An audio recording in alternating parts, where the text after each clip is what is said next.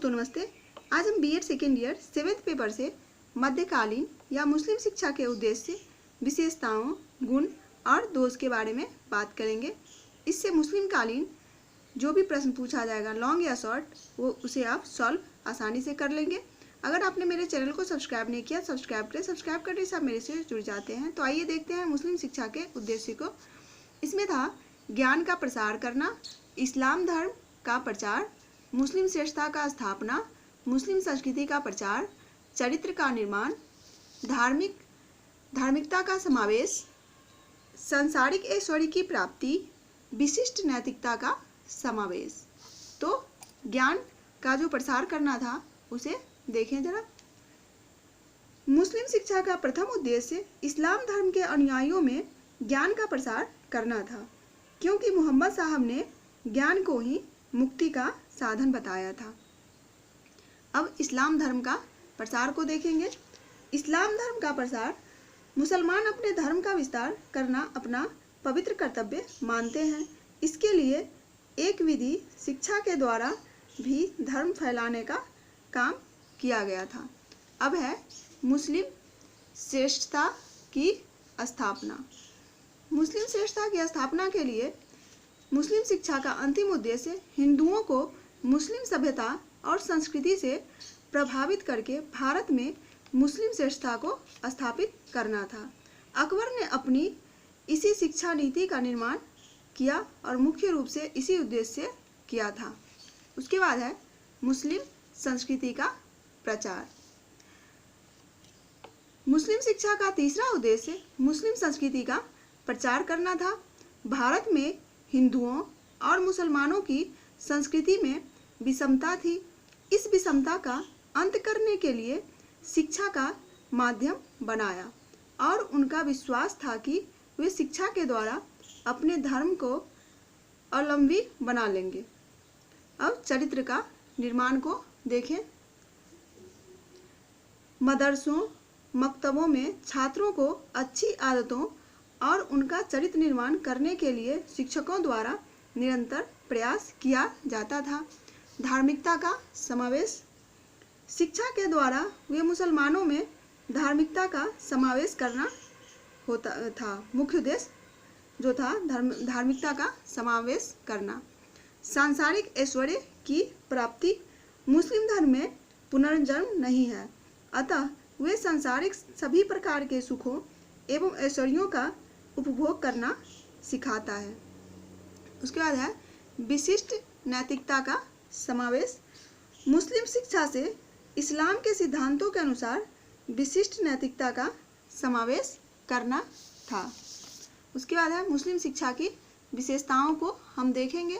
इसमें है निःशुल्क शिक्षा, व्यवहारिक शिक्षा, व्यक्तिगत संपर्क, शिक्षा का संरक्षण, गुरु शिष्य संबंध को देखेंगे, पाठ्यक्रम को देखेंगे, भाषाओं और विज्ञान को देखेंगे, साहित्य और इतिहास के विकास को देखेंगे, स्त्री शिक्षा, उपाधियां, कक्षा जो था नाइकीय पद्धति का था, अनुशासन, परीक्षा और धार्मिक और लौकिक शिक्षा में जो समन्वय था उसको हम देखेंगे।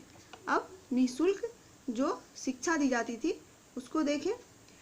मकतबों और मदरसों में निःशुल्क शिक्षा की व्यवस्था थी। मदरसों में निःशुल्क शिक्षा के अलावा निःशुल्क निवास, भोजन, वस्त्रों को भी सुविधा थी। इसका संचालित करने का भार शासकों या धनी व्यक्तियों के द्वारा होता था। उसके बाद है व्यवहारिक शिक्षा। मुसलमान पुनर्जन्म को नहीं मानते, इसी कारण मुस्लिम शिक्षा केवल शिक्षा के लिए ही नहीं अपितु व्यवहारिक जीवन के लिए भी थी।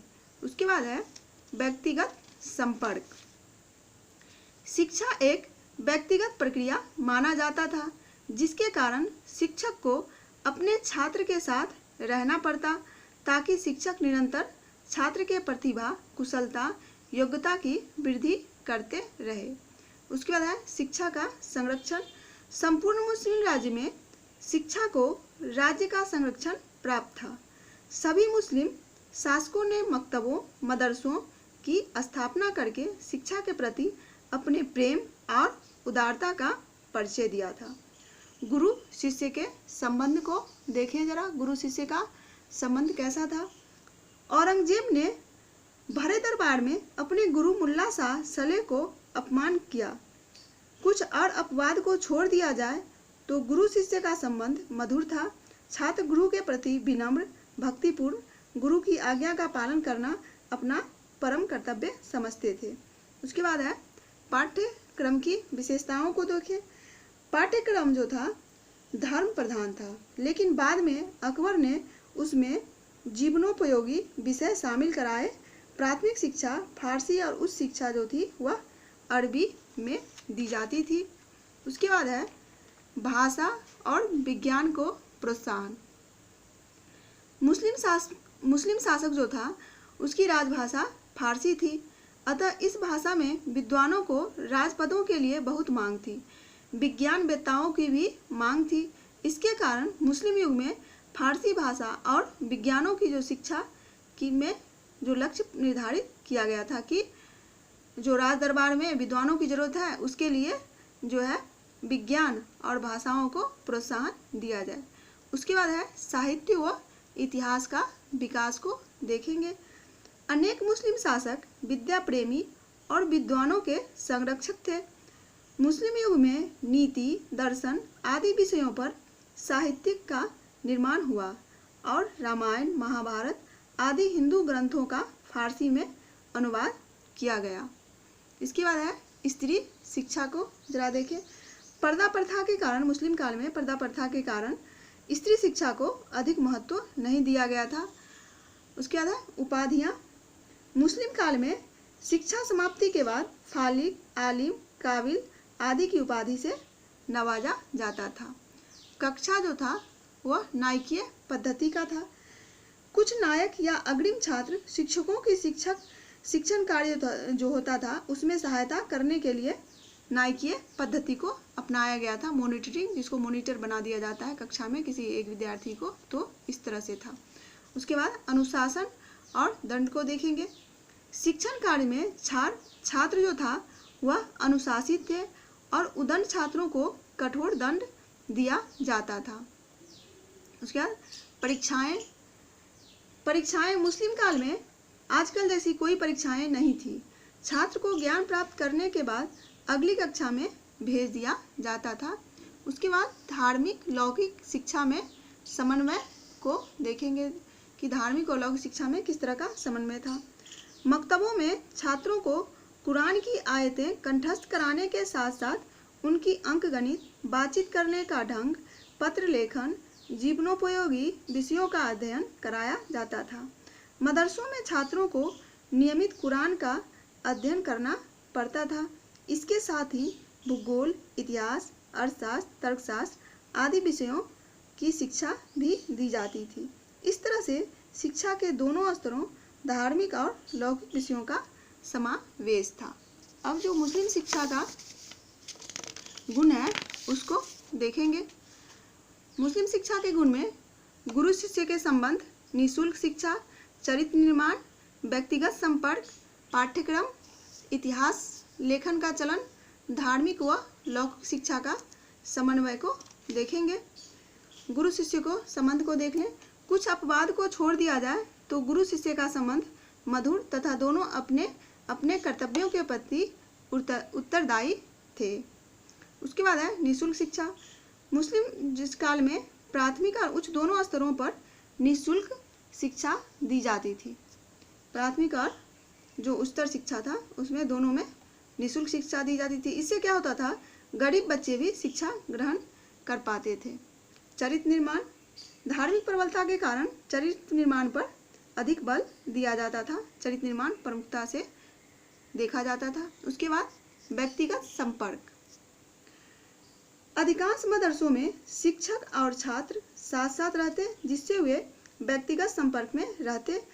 छात्र में विशिष्ट गुणों का समावेश हो जाता था। इससे पाठ्यक्रम जो था मुस्लिम शिक्षा में पाठ्यक्रम विस्तृत होता था।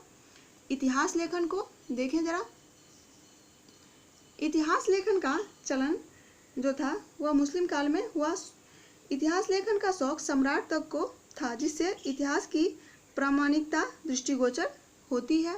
उसके बाद है धार्मिक व लौकिक शिक्षा का समन्वय। मुस्लिम शिक्षा धर्म प्रधान होने के बावजूद छात्रों को जीवनोपयोगी ज्ञान दिया जाता था। छात्रों को भौतिक जगत के लिए भी ज्ञान दिया जाता था। इसके बाद हम मुस्लिम शिक्षा के जो दोष था उसको थोड़ा देख लें। शिक्षा के लौकिक पक्ष पर बल दिया गया। हिंदुओं की शिक्षा की उपेक्षा की गई। स्त्री शिक्षा की उपेक्षा की गई। प्रांतीय भाषाओं की उपेक्षा। आध्यात्मिकता का जो था अभाव था। शिक्षा में अस्थिरता। कठोर शारीरिक दंड। शिक्षा में सार्वभौमिकता का अभाव। छात्रों का जो था विलासी होता था। छात्र जो था वह विलासी हुआ करता था। तो शिक्षा के जो है लौकिक पक्ष को हम देखें। छात्रों को ज्ञान से संपन्न करके समाज में सुयश और राज्य में श्रेष्ठ पद प्राप्त करने की योग्यता प्रदान करना, ताकि वे सांसारिक ऐश्वर्य का जो है उपभोग कर सके। शिक्षा में आध्यात्मिकता का अभाव था। सांसारिक पक्ष पर ही बल दिया गया था। उसके बाद है हिंदुओं की शिक्षा की उपेक्षा की गई थी। शिक्षा संस्थाओं में जो था वह धार्मिक कट्टरता का बहुत ही धार्मिक कट्टरता था। इस कारण जो था हिंदुओं की शिक्षा को उपेक्षित रखा गया था। उसके बाद है स्त्री शिक्षा भी उपेक्षित थी। पर्दा प्रथा के कारण स्त्री स्वतंत्रता पूर्वक शिक्षा नहीं प्राप्त कर सकती थी। स्त्री शिक्षा के लिए कोई मकतब या मदरसा भी नहीं था। इससे स्त्री शिक्षा उपेक्षित हुआ। प्रांतीय भाषाओं की उपेक्षा। मुस्लिम काल में जो प्रांतीय भाषा शिक्षा का माध्यम अरबी और फारसी था। मुस्लिम काल में जो शिक्षा का माध्यम था वह अरबी और फारसी होने की वजह से मातृभाषाओं की अवहेलना की गई, जिससे प्रांतीय भाषाओं का विकास सही से नहीं हो सका। आध्यात्मिकता का अभाव।